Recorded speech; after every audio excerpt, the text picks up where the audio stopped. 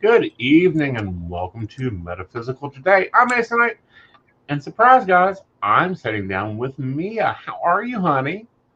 I'm doing just great. I'm so happy to be here with you, Ace. I'm so happy you were able to come and join us for the next 2 weeks. Hazel's not gone anywhere, guys. She is just on Christmas vacation, doing her thing. So, she got a new grandbaby. She got to go and have some fun and make memories and all that. And Mia's, free to come join me. And, we're going to be talking about a little thing, but why don't you tell our audience a little bit about you, darling? Well, I have worked with Aeson for about 4 years now. Right. Um, I am a life coach and I specialize in grief counseling, which doesn't always deal with the death of a loved one, but also the loss of a relationship that you wanted.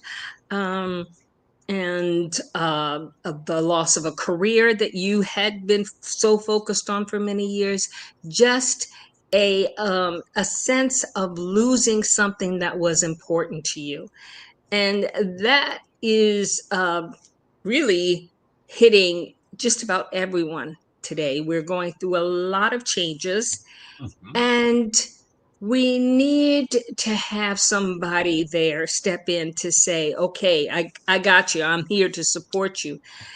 Um, I And, have actually, I I'm don't sorry. think people really put it all together. And what I mean by that is, I don't think people really, one, I think that we've divorced grief as much as we possibly can.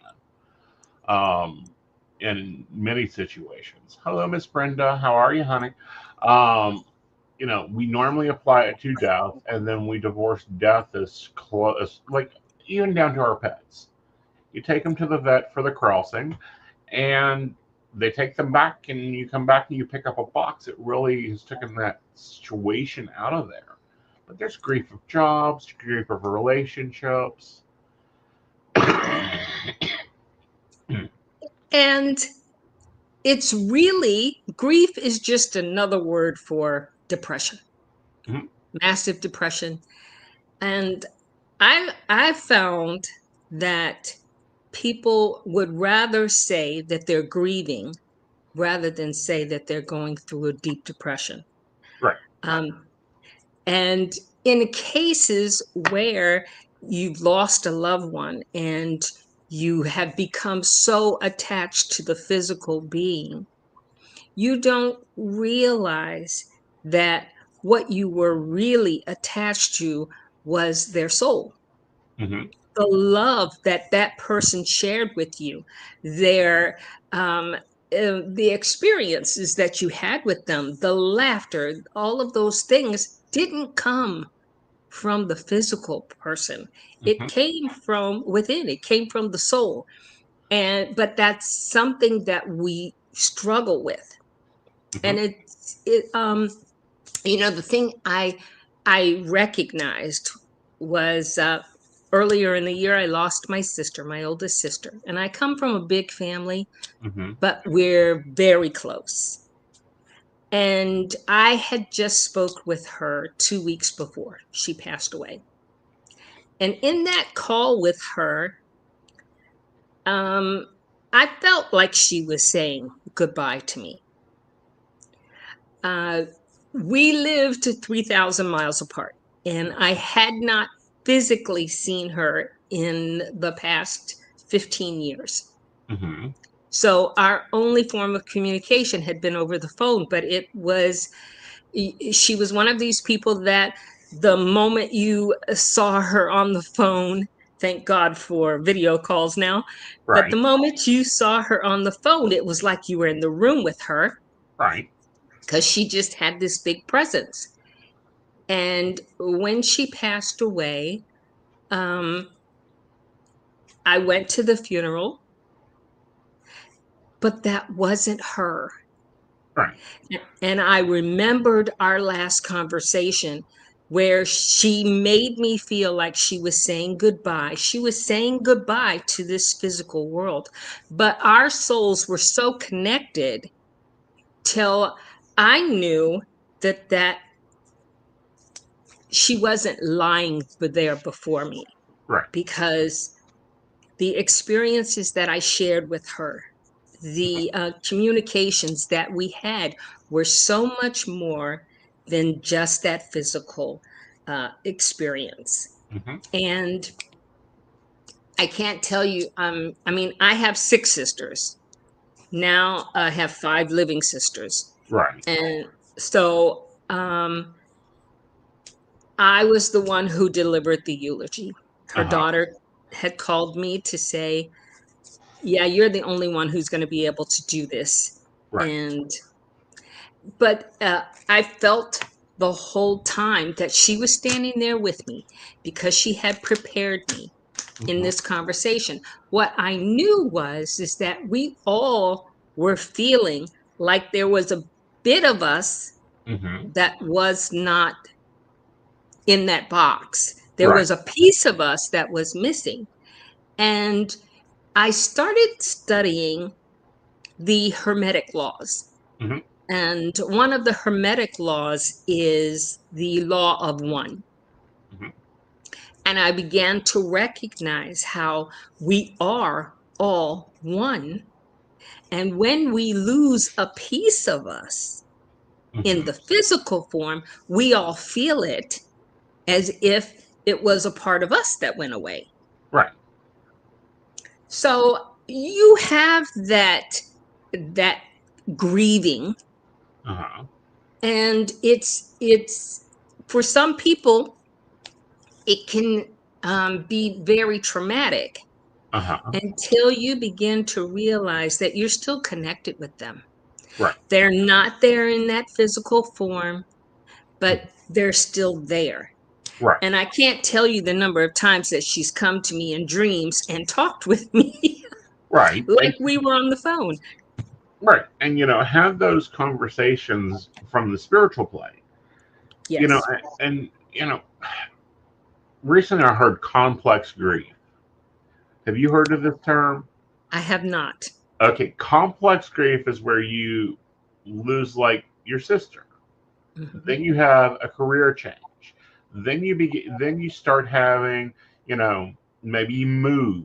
Because a lot of times like in families, sometimes you have to move to take care of the children, whatever.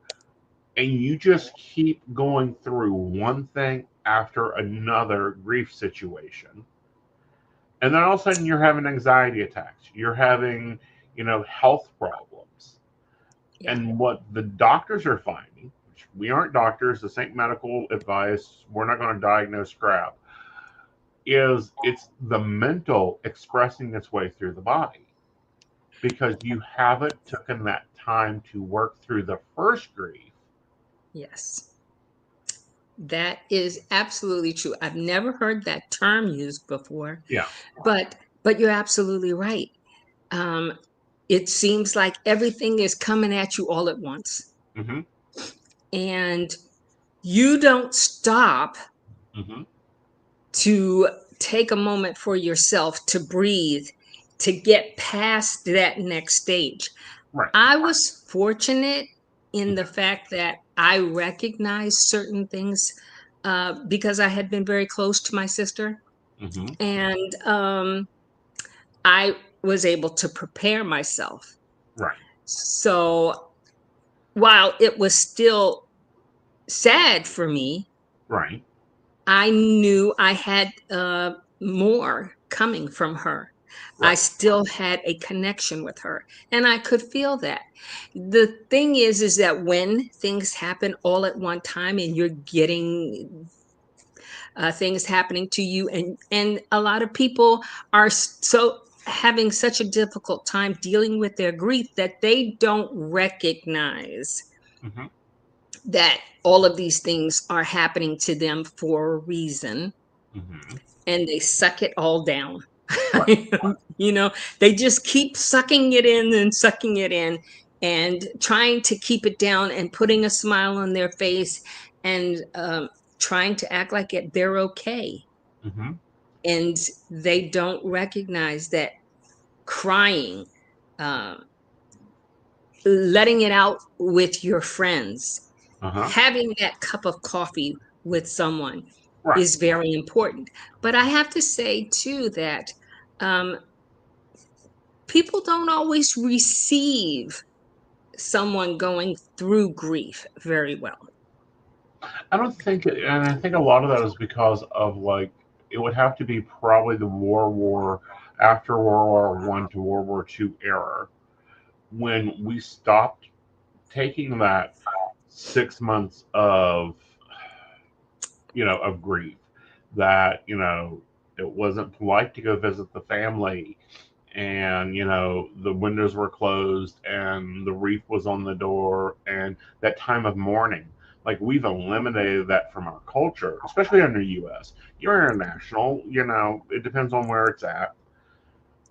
That's no longer done. People act like, well, the funeral's over, get back to work. I did experience that when I was in the US, Uh-huh. and that it was very disturbing for me. Uh-huh. Maybe because I did come from a large family Uh-huh. where we all gave each Right. other that time. Right. Um, but I remember having a coworker go through a tragedy, and the colleagues were always like, "Oh my God, they lost their child 2 weeks ago. How long are they going to grieve? They need to get over it and get back to work." Uh-huh. And I thought that was it was heavy on my heart Mm-hmm. till I ended up going to her supervisors and saying, "Give her time. Right. This I've never been through anything like this, but I can only imagine the Uh-huh. pain. Right. And if you need someone to step in on her behalf to help you out, I'm there. But give her time. Right. It could take a year, it could take forever. Mm-hmm. You cannot just say that, uh, get over it. Right. There, not unless you can step in and say, hey, you know, I want to say the way to help move forward. There is no getting over these things, Mm-hmm. but moving forward is just to listen, to Right. be there, to give support through any situation. I mean, there are some crazy situations going on in our world today, Oh, all they're over the insane. place. They're insane. Some of the situations and some of the things going on, and the levels of unexpressed grief that people do not even see. You know. Mhm. And we're talking a lot about death, but we have 1,000 deaths in a life. What I mean by that is like if you have a career example, my husband, I think it was on Mountain Bears, made the comment, "Oh, please, Aeson Knight goes everywhere, even if he's in the suitcase." And it's like, yeah, and like when you retire, that's a grieving process. So many people get lost in that idea, Yes. because male or female, the second question is, so what do you do for work?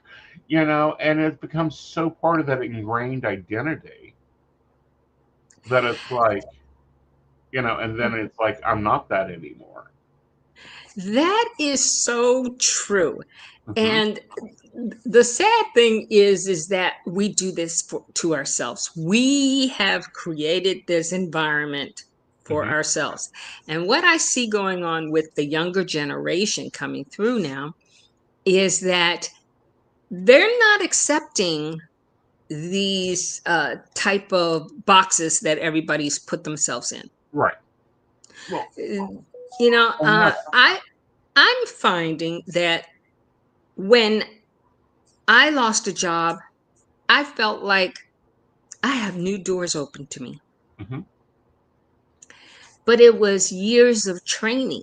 Now, I can also say that, yeah, I went through weeks of feeling depressed hmm because I lost a job, hmm even though I knew I have a chance for a new opportunity. I have a chance to learn new skills, to right. make myself more marketable. A lot of people don't have that opportunity, especially when these things come suddenly. Right. When you walk through the door and HR says, "Hey, can I see you for a minute?" Uh-huh. With a big smile on their face, knowing that they don't have such great news for you. Right. The bigger the smile, like I am, Mia knows that I am a nightmare for HR in general. And it's, but those conversations I don't think are handled any better than, hey, so there was a car accident this morning and your team member passed away. These things don't they carry the same weight, and I don't think people realize that. I also don't think that in the younger generation I'm seeing they're coming up more in touch with their feelings and their emotions, and their ideas are much different than ours coming Yes. up. Because us it was go to school, get a job, buy a house, have Get children, married, have get children. get married was a questionable idea in my view. Have children, work until you die. That's so funny because literally, well, I can say I can laugh about it now, but at my father's funeral, my Mm-hmm. father died when I was 17 years old. And in fact, he died the day I graduated from high school. And at his funeral, Mm-hmm. his cousins came to the funeral, and there was one cousin in particular. She was in her 70s, and she was very old fashioned. Uh-huh. And she just walked up to me and she said, um, "You're one of his daughters, aren't you?" And I said, "Yes, I am." And she said, "Well, how old are you?" And I said, "I'm 17." And she said, "So are you married?" And I said, "I'm 17." But in her day, if you Uh-huh. weren't married by the time you were 14, you were going to be an old maid. Exactly. And I thought that was just, for me, it was disrespectful because I was not focused on that. I was more focused on traveling. Uh-huh. I wanted to see the world. I wanted to, I had plans that Uh-huh. someday I would get married, but that was not my first View. inkling to do. Yeah, Yeah. I wanted to be out there and traveling and meeting new cultures and Uh-huh. just enjoying life. Right. And when she said that to me at my father's funeral, I felt like there was something wrong with me. Mm-hmm.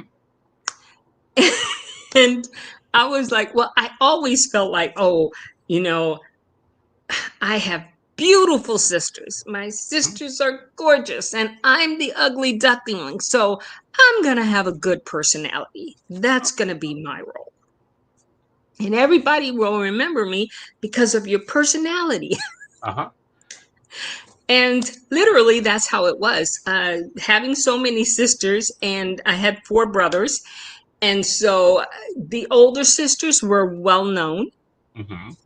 And then the rest of us was like, oh, yeah, you're one of their children, aren't you? So there's 10 And of you. yes, Okay. and I So was number 9. you're number 9. Okay. So I see this in larger families. There's multiple elder children. Yes. Yeah. And they all are the same. And then there's the middles, and then there's the babies. Where do you fit into that scheme? I was number 9. I was the third from the bottom, Uh-huh. and the last 3 were all girls. Uh-huh. But my father was happy because he had 4 sons. Right. But he would tell everyone, oh, the sons belong to my wife. The daughters are mine. Right. So, but when you are in such a large family, Mm-hmm. you can literally get lost Yeah. because people do know the older ones. Mm-hmm. Those are the ones that they meet when your Right. parents take you out Right. places. They've been with them much longer than they were with Right. us. And so I just felt like, well, you know, I'm just going to be me. Uh-huh. And it happened to work out well for me Uh-huh. because I had that personality where I just loved talking to my uncles and spending time with my aunts and just getting the knowledge that they had to share. I absolutely loved those moments with them. Right. And it would happen that they would see one of my sisters out somewhere and call her by my name. Uh-huh. And then she would come back and say, "Oh, yeah, I saw Uncle so and so, and he thought I was you. Why do everybody know you? Why is it that everybody knows you?" Because you have an impression. All right, so let's reply to this one because this is another old idea that people often fight in grief. At her father's funeral, an old lady replied to me and said, me not being married, with a pat on the hand and said, "Remember, better a bad husband than no husband." And it's like, no, that's not right. No. Well, that was their mentality for sure. Exactly. You know, you know what? I loved being from a big family, but I often saw marriages where the wives were basically slaves. Uh-huh. They bore the children, they took care of the children, and the husbands got to go out to work and Mm-hmm. experience the world, and the women stayed home and raised the children. Mm-hmm. And I Until have to say that that was my upbringing as well. right, that was a lot of my upbringing until the husband passed away. Yes. And after the coal era here, it's like the women out when they got that title of widow, they were then they could go and be free to themselves, and nobody was putting that pressure. You know, I have to say that when my dad passed away, Uh huh. that was the first time that my mom got a job outside of the home. Mm-hmm. And she loved it. Mm-hmm. And I would call her on the phone and she would tell me, "Oh, I have to go to work today." Uh huh. Now she got a job working at a fast food restaurant. She was 60 years old, Mm-hmm. but it was the fact that she could talk to people and people would recognize her when they came in to order and called her by her first name. And she didn't feel like she was closed up in the house anymore. Right. And always the responsibility was always taking care of the children, so she only had the children to talk to. Uh-huh. When my adult sisters and brothers got married, they would bring their children back for mom to babysit with them. Right. So that was her whole life up Right. until she was 60, Mm-hmm. when she um, got her first job. And I used to tease her and my Uh-huh. aunt Uh-huh. because when my uncle passed away, there was two sisters who married two brothers. Uh-huh. And when my uncle passed away, um, sh her and my mom used to go out together. The Right. first time my mother ever got on a plane was when she was 62 years old. Wow. Yes. Yeah. And But I was the so proud reason of her. that right, and the reason I'm bringing it up is because when there's grief, there always comes a rebirth, and I think people Yes. miss that. They missed that point in the literature. You know, we both had a lot of the same training, and it's like they talk about, the 5 stages of grief and how there's not an expiration, but they stop there instead of looking at the rebirth. Your mom working in a fast food restaurant and traveling and becoming more than what her old self was. Yeah. And I think, when, like, this year there's been a lot of grief when it comes to corporate life because a lot of companies have closed. A lot of people are having to reinvent, reimagine, re-see them. And then I think somewhere in that rebirth process comes that that grief sneaking back up like this, Chinese jigsaw puzzle going, but you aren't this anymore. And it's like, no, but I'm this. Yes. Because grief doesn't leave us. We just have to learn to teach it to shut up. That's the thing is that you sometimes need that other person to tell it to shut up for you. Right. Somebody who has been through it Uh-huh. and recognizes it and says to you, hey, look, take that time to grieve for it. Uh-huh. Okay, get it out of your system. Let it go. That's Mm-hmm. part of the grieving process. Mm-hmm. And when you have that person there, that's great. Right. When you don't have that person there, that's something that I have been experiencing lately. I've had a lot of clients Mm-hmm. in Europe. The older women are still very much like my mom, I would say. Right. They had that relationship that the husband and the wife grew together.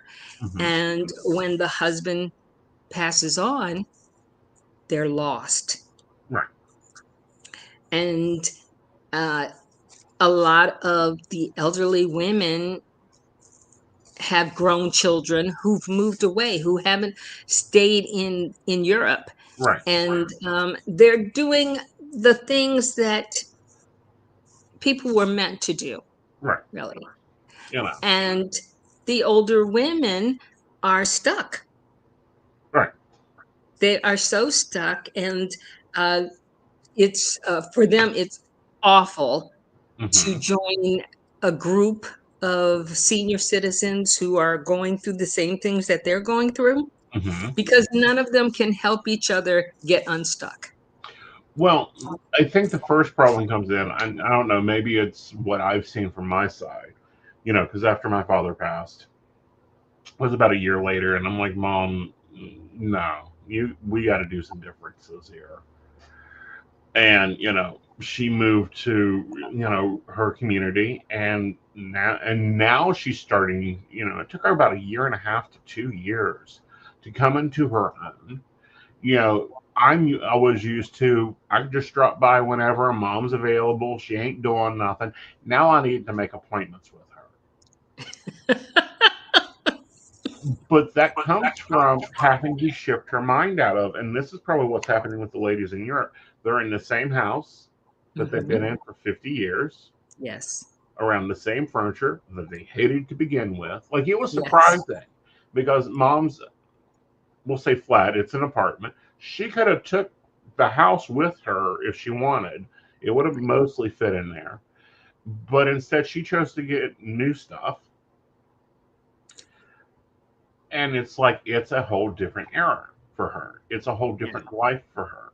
Now, granted, Yes. she doesn't work anymore. She's been retired for years, but she's in garden club and shopping club and bingo and lady circle and this, that, and I'm like, you're more active than you were when you were 20. And she's like, I don't have two kids around me. I felt with my mom that Uh-huh. having all of us around her, she was growing up with us. Hmm. She did get married when she was 14, although she told us she was 16 when she got married. But and she was a child, and she went through life with just raising kids and growing up with them. Hmm. So when I started doing things like traveling, and um, I love to drive across country. Hmm. And I would just get a group of my girlfriends together and say, hey, let's go we want to go to this state, or we want to go to that state, and let's do it.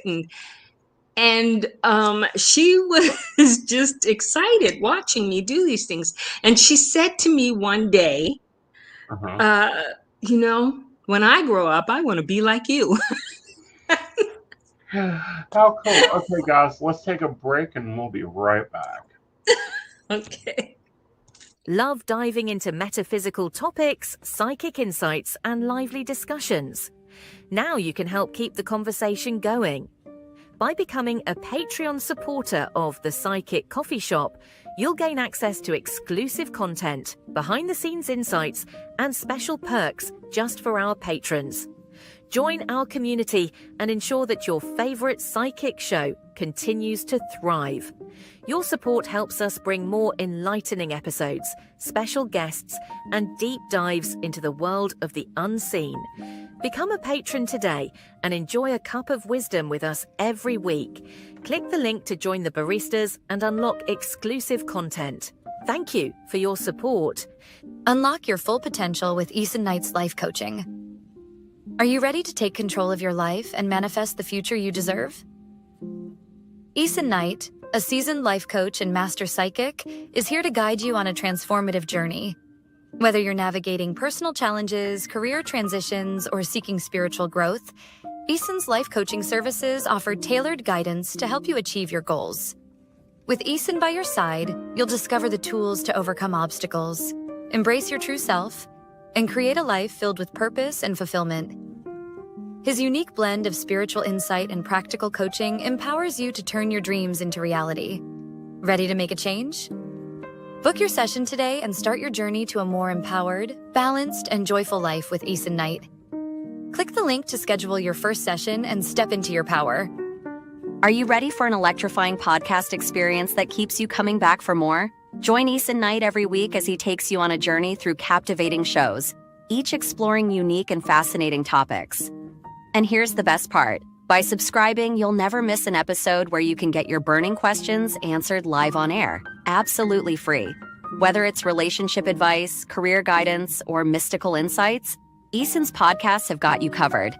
When you subscribe, you become part of a vibrant community, engaging directly with Aeson as he shares his wisdom and leaves you feeling empowered and enlightened. Don't miss out. Subscribe now and be part of the conversation. What you'll get by subscribing: Monday 5 p.m. Metaphysics Today, Soulful Conversations with Aeson Knight and Firefly, exploring the essence of metaphysics in today's world. Tuesday 8 p.m. The Psychic Coffee Shop. Dive into current events with a psychic twist, featuring special guests and thought-provoking discussions. Friday 9 p.m. The Mountain Bears Podcast. Lively discussions from a gayish, techie-ish, bearish perspective with Aeson and Joe. Sunday 5 p.m. Psychic That Plans. Get a weekly tarot energy overview and time management tips from Aeson Knight. Click here to subscribe now and never miss an episode. By subscribing, you're not just tuning in, you're joining a community of curious minds and ensuring you're always in the loop with Aeson's insightful and interactive shows. Don't wait. Hit that subscribe button and get ready for an amazing podcast journey. Ready for an enchanting journey of self-discovery? Join Lord Aeson Knight in our Wicca courses. Unveil the secrets of Wicca, explore deity relationships, rituals, and more. As a third-degree high priest, Aeson Knight guides you toward empowerment and enlightenment. Enroll today and take your first step into the magical circle. Click the link to begin your journey. Psychic Saturday. Get 50% off with Aeson Knight every third Saturday of the month. Don't miss out. Book now. All right, welcome back. So, I thought we'd switch a little bit of topic. And remember, we got two audiences, so we can go ahead and talk about both companies. Excellent. We've been teaming up and collecting coaches from around the world to be working with us on a new venture. Talk to us about that. Well, let me just say that we actually had, when I say we, I'm talking about my husband and I, we had some coaches that we had worked with in the past contact us, and they were unhappy with the current roles that they were in. And it just so happened to coincide with the time where I ended up leaving the company I was working with. And they wanted to build their own platform. They wanted to be able to have more control over the things that they could talk to with their clients, the way that they could handle their clients and not have strict restrictions put on them. Mm-hmm.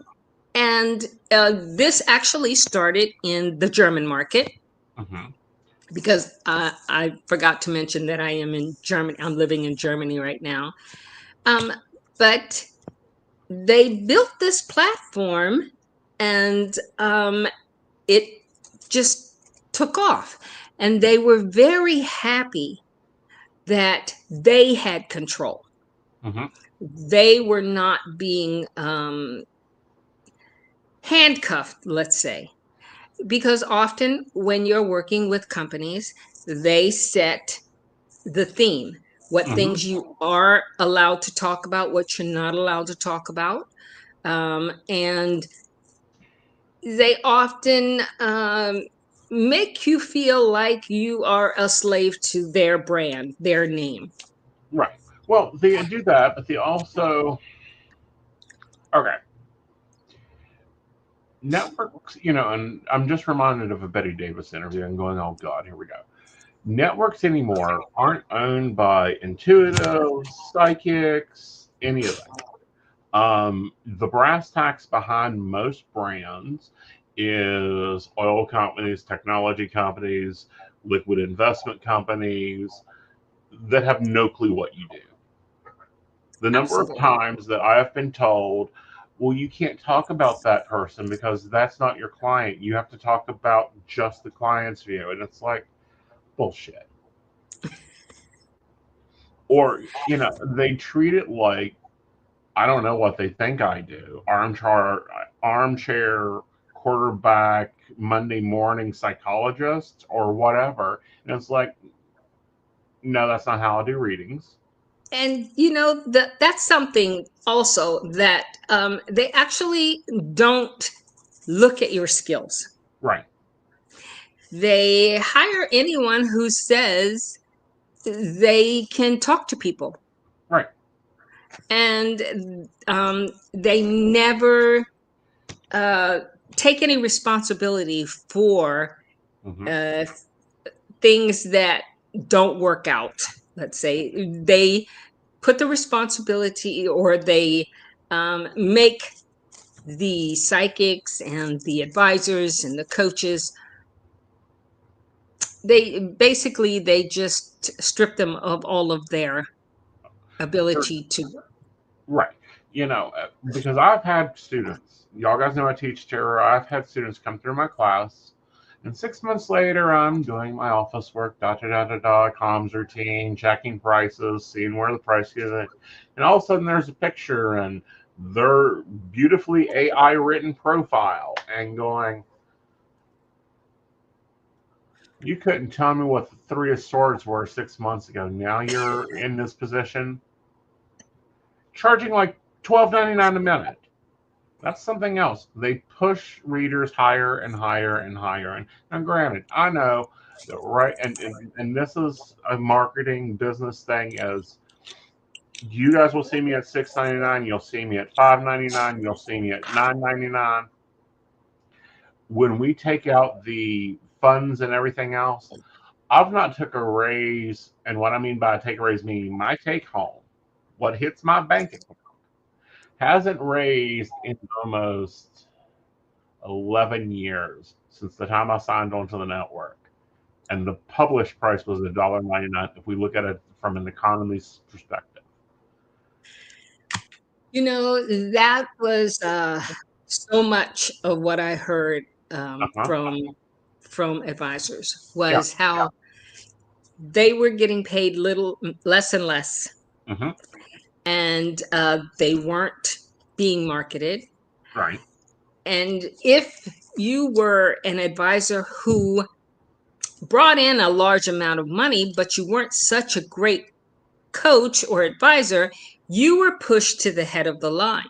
Uh-huh. Because it was all about making money for the company. Right. And, if you could, I'm sorry, the old network structure was you talk 30 minutes on every call, and you push them for a little, how many recharges can you get a customer to do? Exactly. That type of stuff. And that's never been my business. Like, I don't, and all whatever, transparency. Maria's been managed me a few times on a few companies. And you need to raise your call time. I'm not in the mood to.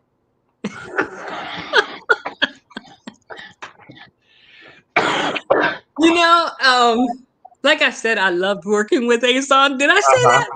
Yeah. I'm sure her bosses gave her hell over, some of my responses back of, I don't think so. Literally, the great part about that is that they would come to me and say, hey, we're having a little bit of a discussion with Aeson. Maybe you want to take over and handle him. Yeah. Please, I don't want to do that anymore. And I said, okay, I'll call Aeson. Yeah. Because it was about building a relationship of colleagues. It wasn't like I was your boss. Right. I understood what the goal was, and I understood that you knew how to reach that goal. Differently, but you had to do it your way. Yeah. What? I said differently than they wanted me to. My customers come first, and networks are like, no, my profit comes first. And I'm like, that's cute.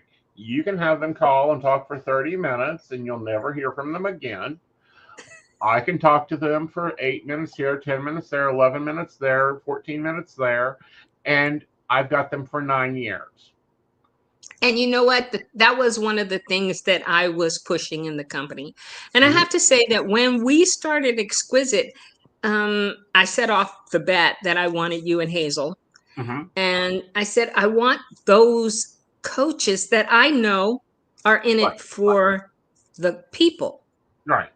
They're not in it to make money. They're there to help people in these times.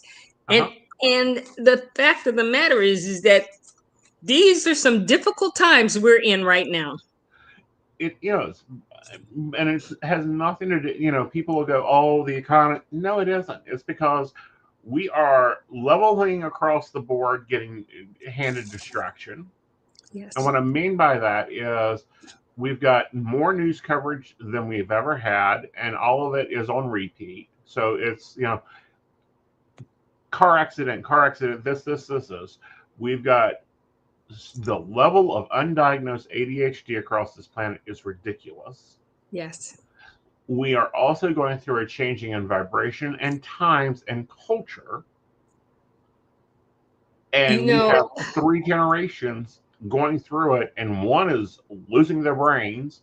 One is going, I don't give a fuck. Why ask me if I'm okay? I'm okay. I'm Gen X. And we've got Zens now coming up, and they're like, y'all are crazy. I don't know why y'all do this. Dinner can be any damn time I want. It doesn't have to be at 5, and I'm eating on the couch. There has been such an increase in students in school who've been diagnosed with ADHD, autism, any dyslexia. But it's literally our teachers who have no clue. Right.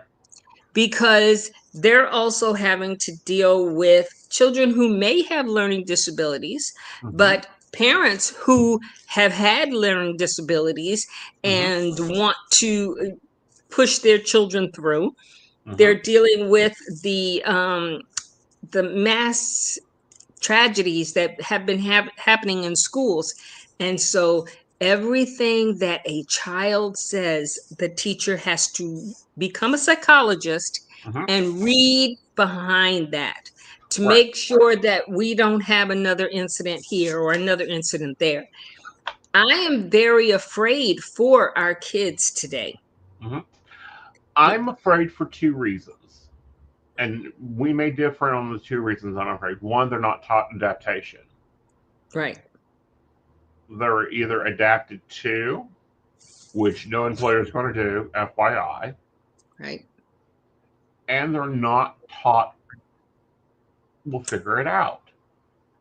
FMFO, like Gen X was. This is why, I'm dyslexic. So, if you get something from me, it's going to go through about 3 programs, and it's going to sound right to me. 2, I'm ADHD. Guess what? I hit that network, and I drive people crazy because I'm there like 18, 19 hours, and they're like, haven't you gone to bed yet? And I'm like, I'll do that later. But at the same time, what they don't see is I map my energy. I have a planning schedule. I have a situational plan, and it's like I'm up at 1, I'm down by 9, 10, 11 at most. But it works because I've adapted to learn through it instead of medicating my ass out, going, oh, I can't do that. Oh, I can't do that. Oh, I can't do this. Please, let me show you. We're going to do this my way. I have to tell you that I have had my best solutions come to me in dreams. Mm-hmm. And this has been something that has happened to me since I was a child, when I was in school and I'd get an assignment.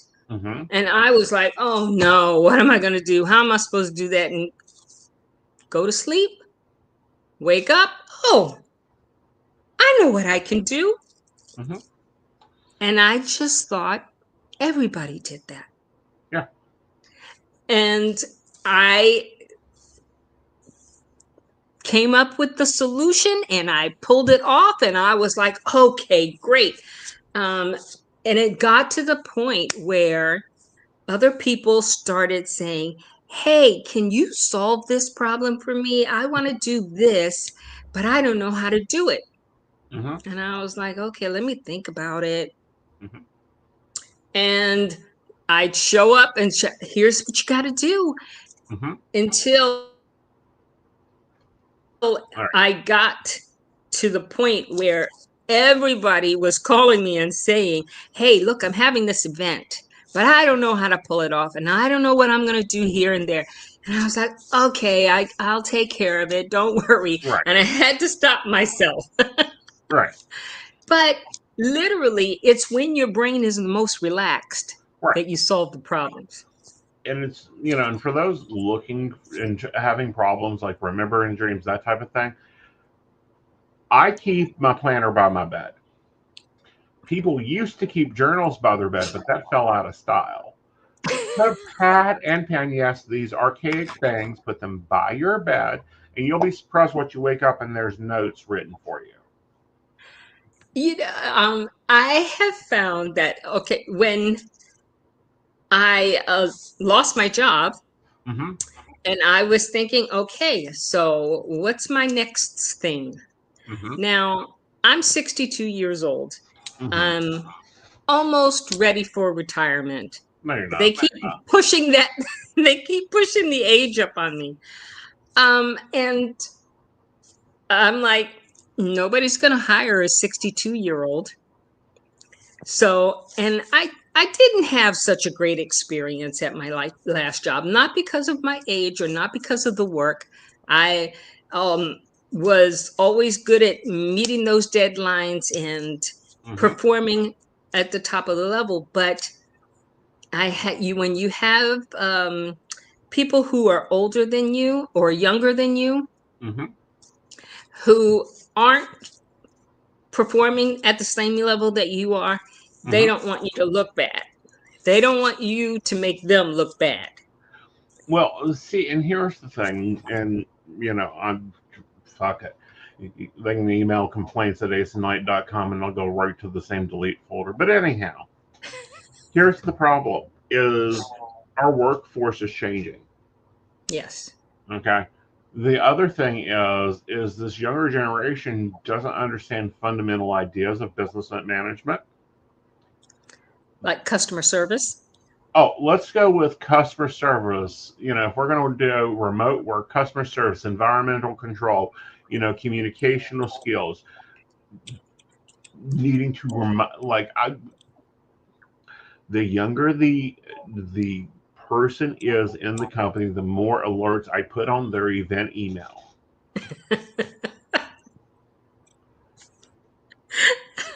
And that's running in the spiritual business. This is the one thing that I see that honestly, the generation before me, this is the generation that are having the most mental health issues. Yeah.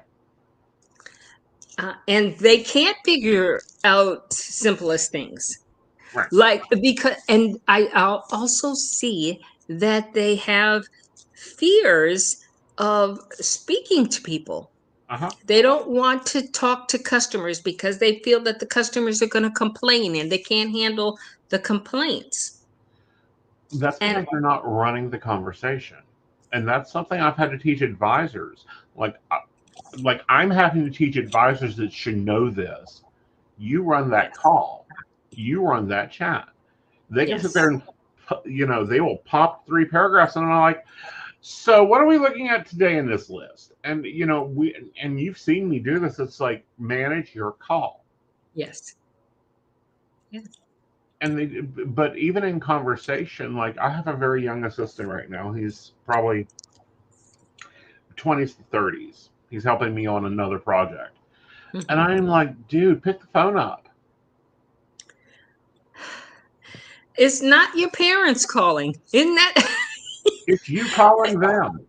Yes, but it's like I saw this even when I worked at a law firm. I saw the young attorneys coming in and they set their own hours and they would get their assistants who knew what time they needed to be at work to go in and turn their office lights on to make it look like they were already in for the day. And field all of their calls, and they just didn't have that responsibility to do a 9-to-5 job. I think that's because they probably have not heard of biorhythm clock. And I think that's something our world is adapting to. And we'll probably get into more of that once we get out of the trauma that we're working through. Yeah, but that's going to take a while. You're an astrologer.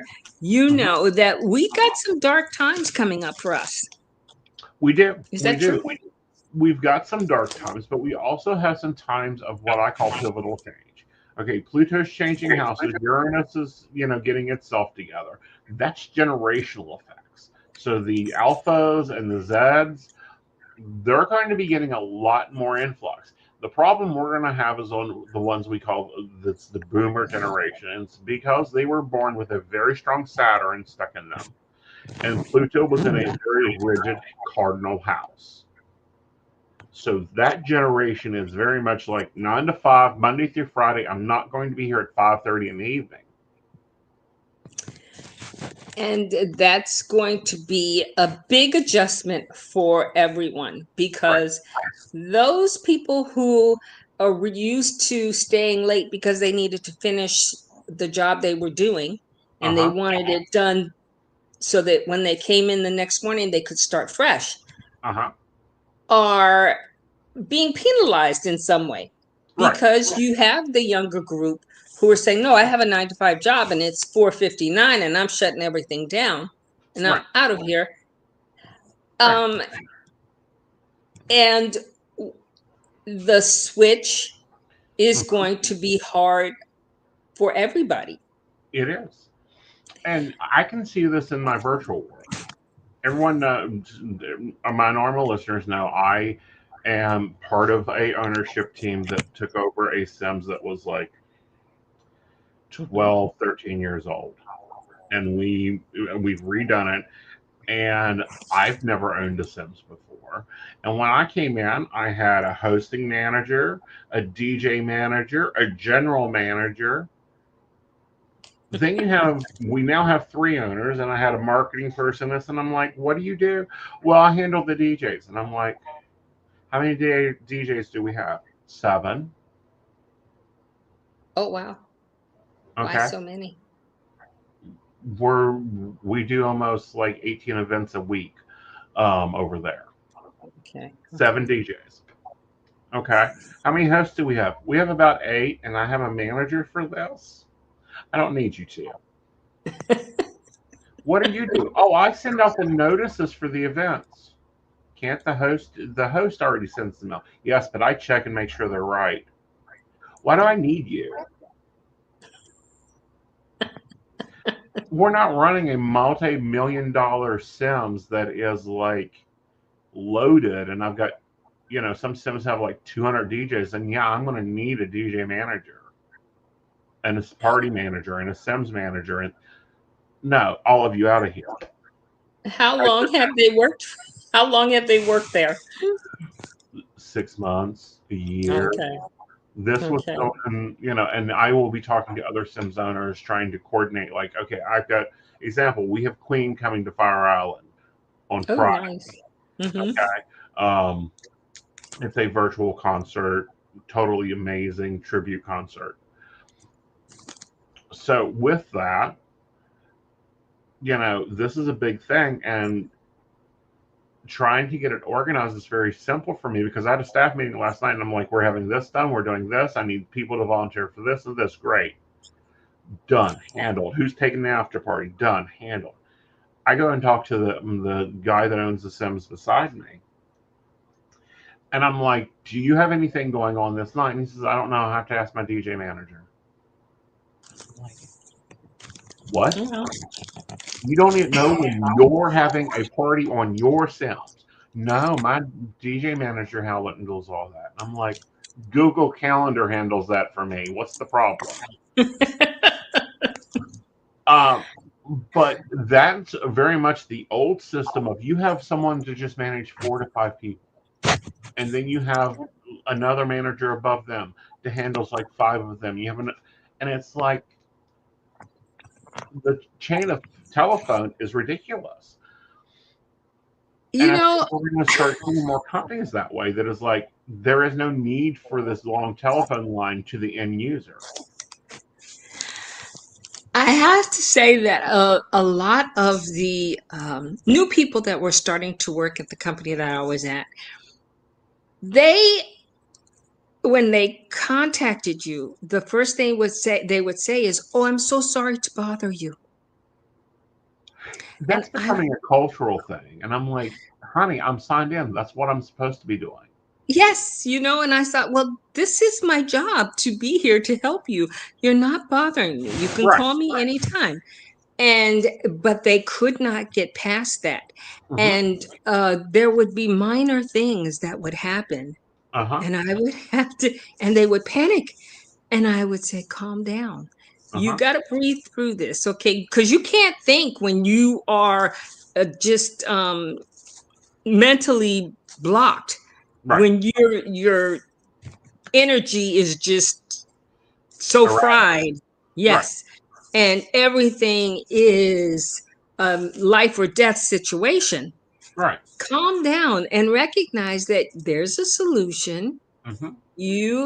All you have to do is talk to the person and say, hey, this is what happened. Be honest with them.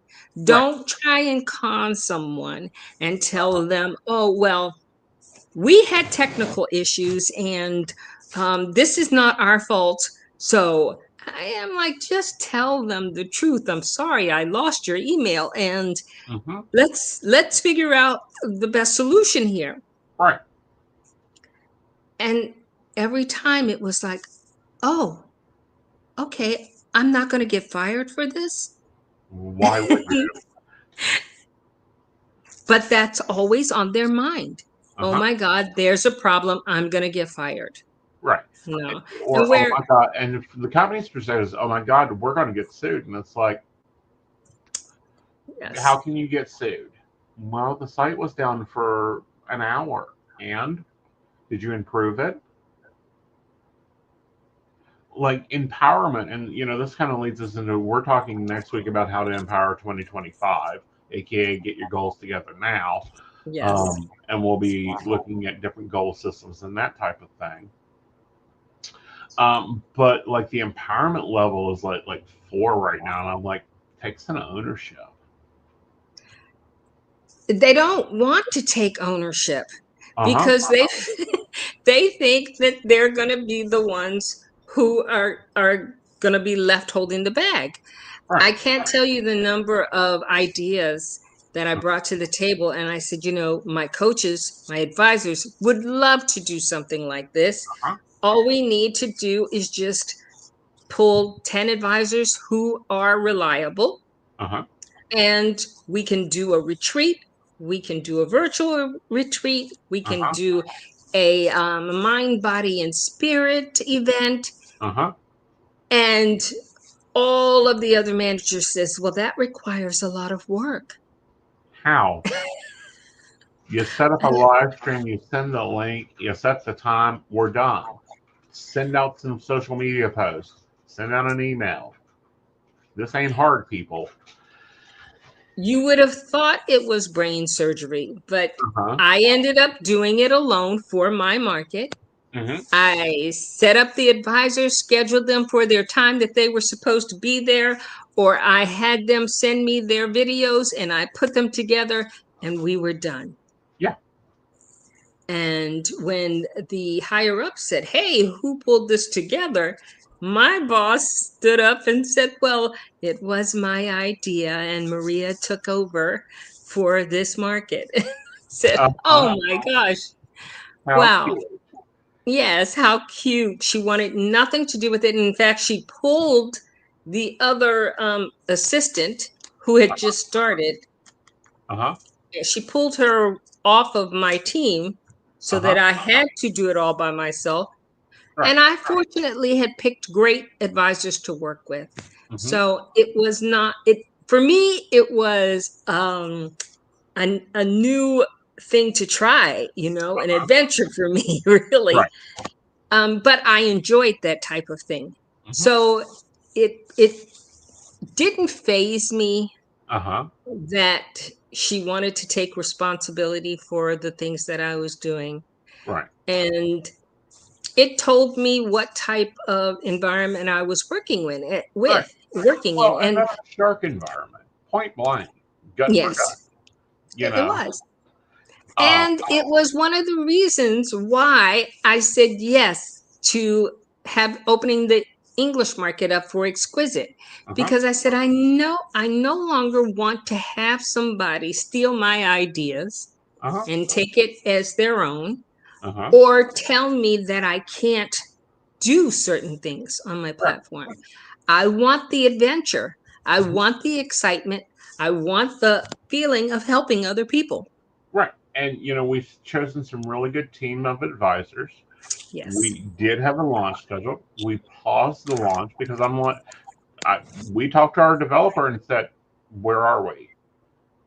And, we could have launched Shoddy. And it's like, no, we ain't launching Shoddy. I don't do Shoddy. I do Gaudy. Let's go. And you guys are going to see some stuff. You're going to see some things coming out from Exquisite. You're going to see some things co-branded with Exquisite. And the Psyche Coffee Shop, there's going to be some fun there. Yes. Now, do you have since we do have the German market available, you want to go ahead and get the German market in case they want to go check out the German market and maybe connect with you, or? Absolutely. And at this point, you were actually, your account is actually open as well. Awesome. So if you also want to connect with Aeson, you can do that before our launch. It's exquisite-call.en. Right. Okay. .com. And .com. I'm sorry, .com. Yeah. And you can check out all of the advisors or the coaches on the platform. We have a wide variety of experience. And I can say that I'm so pleased with the number of coaches who are working on Exquisite to start off with, because they're just amazing people. And I have worked with half of them prior to this. But I've gotten the opportunity to meet the rest of them and have great conversations with them. Right. I absolutely love the experience that they're bringing on board. Right. And, we're just excited about the launch. The launch will be coming in January. And this is why Aeson's account is available and my account is available. We get to be the test dummies for once we're the hamsters. Normally, my baristas are the hamsters. I have been called worse, okay? Hey, like I run my baristas through, like they test my classes, my platforms, all that out. So. Something else that I have been enjoying doing once I started working to build the exquisite English market, I was trying to de-stress with so many situations going on around the world. My sons still live in the States, and so everything that affects them over in the States affects me over here. And I have 6 grandchildren, and I am always concerned about the things that are going on in schools and stuff like that. And so I took just sometimes to start focusing on little hobbies that would keep me preoccupied. And I started creating jewelry. And I was working with my younger sister, and she also wanted to do a jewelry line. And so I incorporated my jewelry into my exquisite platform because I started realizing that people need a little bit of extra things in their life. And I have a Native American background, and so this is one of the pieces that I had created. But I created it to make me feel good. And what I did was I incorporated lucky charms or charms that meant something to me. Like I have the feather for my heritage, the moon and stars for my spiritual growth. The shell is also for my heritage. And so my heritage surrounds me like the stars and the moon. And I got so much pleasure out of making these pieces that I started making them for other people.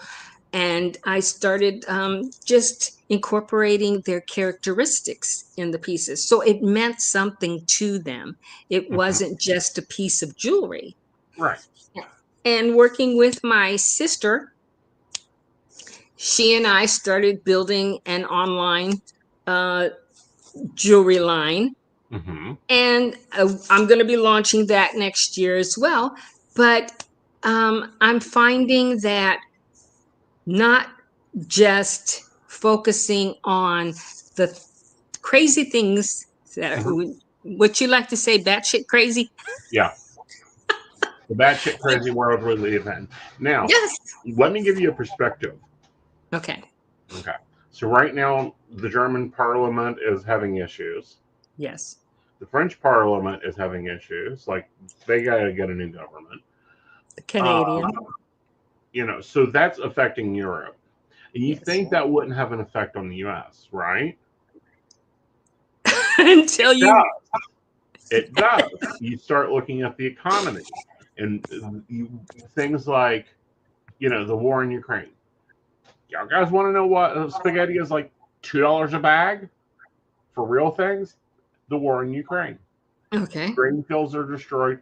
Everything with grain goes up. This is why we're paying $5 a loaf of bread. Yes. Everything is interconnected, that oneness. And this is why I think that people really have to start focusing on how they are and then going in with that and getting crafty, getting creative, finding their elements, finding their image, and building. Even if they just do it to work on their mental health. Yes. You'll find that, I got so much joy out of picking out the things that would really show certain characteristics in people. And when they saw their piece, the fulfillment I got from their happiness with it. I felt like anytime that I was doing something that brought me joy, that kind of transferred over to the piece of jewelry that I was making. Totally. And so, that made me start to recognize that if I'm stressed out, about something, it's time for me to meditate, because I don't want to work on something where I'm stressed out, because it'll just bring more stress to the project that I'm working on. Right. And that I think that we get a lot of Taoist ideas on meditation. When we get into the original idea of meditation, it means deep thought. What can you get Yes. into deep thought with? Is it music? Is it walking? Is it cleaning your house? I mean, hello, rage cleaner here. These things are built, and they can be states of meditation. And I think a lot of people get caught in that idea of, well, I can't cross my legs, and I can't, Okay. hold this pose. And that's not the type of meditation you're needing. Right. Yeah. Yes, I have that same issue with my sisters. My sisters will say to me, I can't breathe. I don't understand what it means to focus on my breath. I said, you're breathing right now. Okay. Right. But that may not be what you need. Right. You know, It's like me. You want to know what song I learned to meditate to? what? It's got to be. It's a heavy metal song. I was going to say. War I was Pigs going to of say Black rock. Sabbath. Okay. Yeah, that toning bell in there is perfect for meditation. Well, when I was younger, it was country music for me. Now I'm happy to have classical music on. That's my relax moment. But they're Now, both the same. They have the same vibrational pattern. exactly. And the way it lifts you up. Okay. Now, when I'm in a dancing mood, I want R&B. I want the oldies but goodies. Uh-huh. That gets me moving. Right. Okay. And that's what you want. Something that puts you in a mindset where you are focused on what you're doing and enjoying what you're doing, and not focused on what's on the news and Right. what's on social media, on Facebook, We really should start treating that like junk food. Yeah. Because you can't live, like, you don't live on snack cakes and cookies. Like, you won't be You healthy. shouldn't. Right. So if You you shouldn't, if you yes. apply that to your social media, if you apply that to the news that's constantly flowing, it's like an ever loading ball of Coke flowing through your day. And people don't realize how much news they actually get in a day. And this is simple. Look at this pattern of, if you get up in the morning in the States, because I understand Europe has a completely new idea of this. You go to get an oil change. They've got Fox News on. You leave the oil change to go to the doctor's appointment. You sit in the office there for 20 to 30 minutes because the doctor's slow as Hades, or worse. Yes. And what's on the TV? Fox News, World news. and World News. All that's playing. And then you get in the car, you turn the radio on, and every 15 minutes you're getting a news beat. Well, I can say that actually moving to Germany helped me with that, because my German is getting better, but everything was in German, so I could see if there was an emergency happening or something like that, especially if you're in the doctor's office. Right. At home, yes, I could get English speaking TV. That was never a problem. But wanting to focus on the culture I'm living in and the language, it did make me work hard to understand what they were reporting on the news. Now, Right. I will say that fortunately here, we are not, I hate to say state-run TV, because we pay for the TV services here. Right. And it's not expensive. But because we pay for it, we're not getting news that the government wants us to hear. Right. Whereas, And we pay for our cable, we pay for that. But I'll go to DWH, I believe it is. It's a German news company, to get the news when I want news. Okay. because and this is old news, but what was it? It was Michael Jackson died.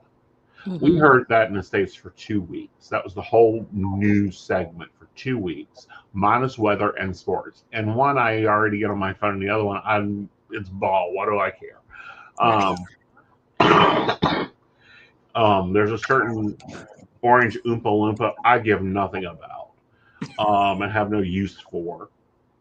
I don't want him in my news, and that's been great over at the German news station because there's Yes. very little about him. Yes.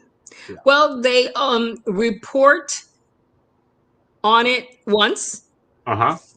and then they let it go. Right. It's not 24/7. Right. I don't think I could handle that either, but I have learned to um, avoid that on my English TV as well. I Yeah. don't tune into the news channels, CNN and Fox News and MSNBC. I don't tune into those Right. because it helps me mentally. Right. And it's going to help a lot of people mentally. And we're going to start seeing this a lot more coming through. And that's something about grief that you should not be doing. And what I Yes. mean by that is keep eating it. You wouldn't be attending the same funeral 100 times. Yes. When we're having global trauma or state trauma, don't be eating that dog food constantly. And I'm trying to think what it was. What was the last big stellar event? Would it have been the election? No, that was Notre Dame. Like I watched that building burn. Like luckily they've got it re. But I had to catch myself and go, get back to your routine, get back to your structure, and not sit there and eat up all of that. Now, was there benefits to Notre Dame burning? Yes, they have found more evidence, more things. There's a whole statue underneath the floor. Yeah. But when tragedy is happening, don't keep feeding it to your brain. That's it. You've got to learn to get past it. Mm-hmm. Focus on the things that are important in your life and use the techniques that we talked about. Get out in nature. Get away from that energy. Mm-hmm. Because literally the 24/7 news is just there to keep you down, keep you afraid. Mm-hmm. They have gotten they've gotten rich out of making the world afraid. They've gotten rich on trauma. Yes. Okay. And grief is an expression of trauma, and we're dealing with a lot of that now. We for the States, we've been grieving and being in constant trauma since 9/11. I believe Brene Brown says. So with that, take time to invest, take time to reinvent yourself. I love Peter Mon saying that you can start your day over whenever you want. Yes. You get that opportunity every morning. Mm-hmm. If you get out of the bed like, oh no, it's gonna just be another part of a repeat of yesterday, that's how your day's gonna go. Mm-hmm. But if you get out of the bed and said, okay, I'm ready to fight today. I want something different. I'm gonna change this. I'm gonna enjoy something. I'm gonna go for a walk and figure out what the next hurdle I'm gonna jump over. Mm-hmm. And and if at 2:00 it's like crap, this day is turning into hell, go take a 15-minute nap. I take an hour nap, but 15 minutes is good. You want to make sure that you do a sleep cycle. So the number is 15, 45, or 90.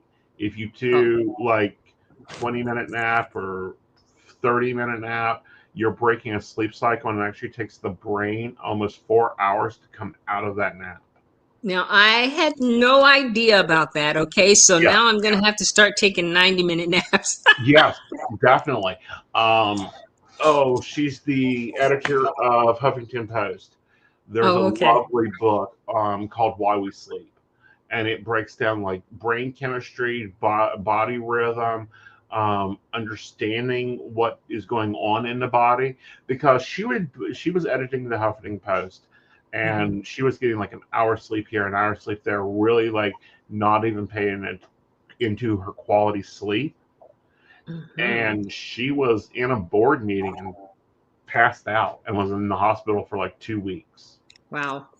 And it was all because of how she was sleeping. You know, I actually had not been having a lot of problems sleeping. I usually go to bed around 10. So I'm out of my sleep cycle now. Yeah, but I mean, now I'll just call the boss in the morning and tell her I'll be 15 minutes late. Well, hopefully your boss is better than mine. Yeah, we have a good relationship. That's good. That's good. But no, there's a lot of things that we have stripped out of culture because of the money, or technology is faster than the humans have. Yeah. Like the spread of social media, you can map it to the use of the sugar being brought to the Europe in the 1400s. Really? Yeah. Wow. That's interesting. And having the same effect. Now, I honestly thought that sugar was brought to the U.S. in the 1400s. No, it was brought over from the Americas to Europe. Wow. I thought that was one of the spices that Columbus was hoarding on the ship. It's one of the things he was attempting that he exported, yes. Okay. Yeah. All right, guys, we have gone over, but that's because we're having fun. Maria, what are you doing this week, and how can they get a hold of you? Well, actually, on Christmas Eve and Christmas Day in particular, I will be on the site working on that, making sure that I'm going to be testing certain sites with the other coaches to make sure everybody is up to speed. I will be doing a lot of visiting neighbors and clients who are struggling with some things. Christmas Day, we will be joining some of our neighbors because all of my family is in the States. And I'll do my calls and everything like that. That's one good thing about being in the future is by the time they're up, I've had my coffee and I'm ready to go for the day so that I can be the first one to call and say, Merry Christmas, I sent Santa your way. And that's pretty much everything that I've got going on this week. I think the launch is the most important thing for me right now. Very much so. It's an important priority right now. Yes. Yes. All right. And for me this week, I'm sticking to my standard Imperial schedule for the U.S., aka the Australian schedule.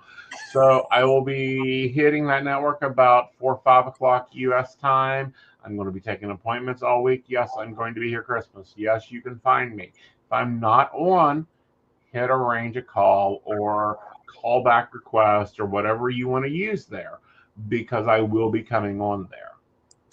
Excellent. All right.